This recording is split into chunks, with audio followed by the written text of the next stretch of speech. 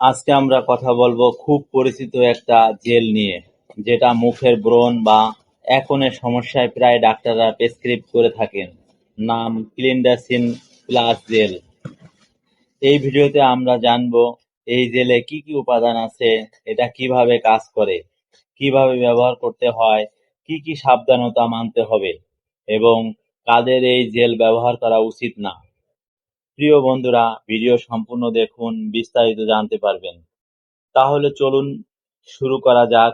আসসালামু আলাইকুম প্রিয় বন্ধুরা, আমার চ্যানেলে স্বাগতম। আমি মোহাম্মদ মাসুদ মিয়া, একজন ফার্মাসিস্ট। ক্লিন্ডাসিন প্লাস আসলে কি? ক্লিন্ডাসিন প্লাস হলো একটা কম্বিনেশন টপিক্যাল জেল, মানে এতে দুইটি ভিন্ন উপাদান একসাথে মেশানো আছে। ক্লিন্ডামাইসিন ফসফেট বিপি 1.2%, এটা একটা অ্যান্টিবায়োটিক। টেটিনোইন বিপি 0.025%, এটা ভিটামিন এ রেটিনয়েড থেকে তৈরি একটি উপাদান। এই দুইটা উপাদান একসাথে মিলে ব্রণের বিভিন্ন কারণের বিরুদ্ধে কাজ করে। আর ঔষধটি প্রস্তুত করেছে বাংলাদেশের ইনসেপ্টা ফার্মাসিউটিক্যাল লিমিটেড। এই জেলটা কিভাবে কাজ করে চলুন বন্ধুরা এবার একটু বিস্তারিত বুঝি। কেন এই দুইটি উপাদান একসাথে ব্যবহার করা হয়? ক্লিন্ডামাইসিন অ্যান্টিবায়োটিক অংশ। ব্রণ হওয়ার একটা বড় কারণ হলো ত্বকের লোমকূপে ব্যাকটেরিয়া জমে ইনফেকশন তৈরি হয়। ক্লিন্ডামাইসিন এই ব্যাকটেরিয়ার বৃদ্ধি কমিয়ে দেয় এবং প্রদাহ কমাতে সাহায্য করে। এর ফলে যেসব ব্রণ লাল হয়ে ফুলে ওঠে বা পুঁজ ভর্তি হয়, সেগুলো কমতে শুরু করে। টেটিনোইন রেটিনয়েড অংশ। টেটিনোইন ভিন্নভাবে কাজ করে। এটা ত্বকের কোষগুলোর টার্নওভার বা পুনর্নবীকরণের হার বাড়িয়ে দেয়, ফলে মৃত ত্বকের কোষ দ্রুত সরে যায়, লোমকূপ বন্ধ হয়ে যাওয়া কমে, ব্ল্যাক হেডস এবং হোয়াইট হেডস কমতে থাকে, ত্বকের টেক্সচার এবং দাগগুলো কিছুটা উন্নত হয়। তো সহজ ভাষায় বললে, ক্লিন্ডামাইসিন ব্যাকটেরিয়া আর প্রদাহের বিরুদ্ধে লড়ে, আর টেটিনোইন লোমকূপ পরিষ্কার রাখে এবং নতুন ব্রণ হওয়ার প্রতিরোধ করে। কিভাবে ব্যবহার করবেন? মুখ পরিষ্কার করে ধুয়ে নিন এবং হালকাভাবে শুকিয়ে নিন। আক্রান্ত জায়গায় খুবই পাতলা একটা স্তর জেল লাগান।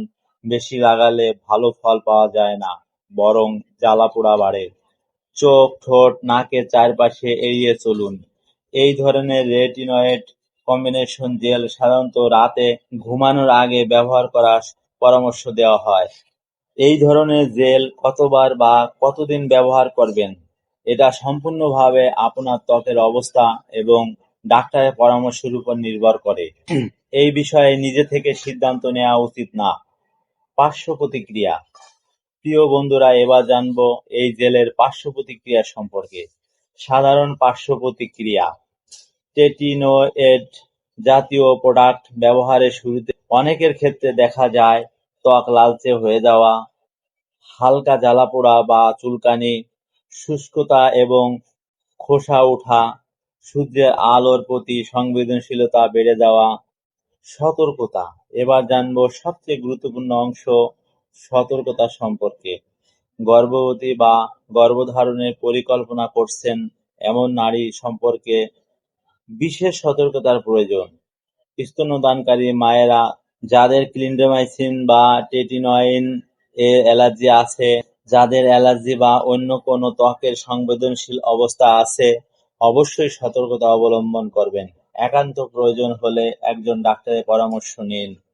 প্রিয় বন্ধুরা, আজকের ভিডিওতে আমরা জানলাম ক্লিন্ডাসিন প্লাস জেল সম্পর্কে। ভিডিওটি ভালো লাগলে লাইক দিন, চ্যানেলটি সাবস্ক্রাইব করুন আর বন্ধুদের সাথে শেয়ার করুন। ওষুধ সম্পর্কে কোনো বিষয়ে জানতে কমেন্ট করুন। ধন্যবাদ সবাইকে, সুস্থ থাকুন।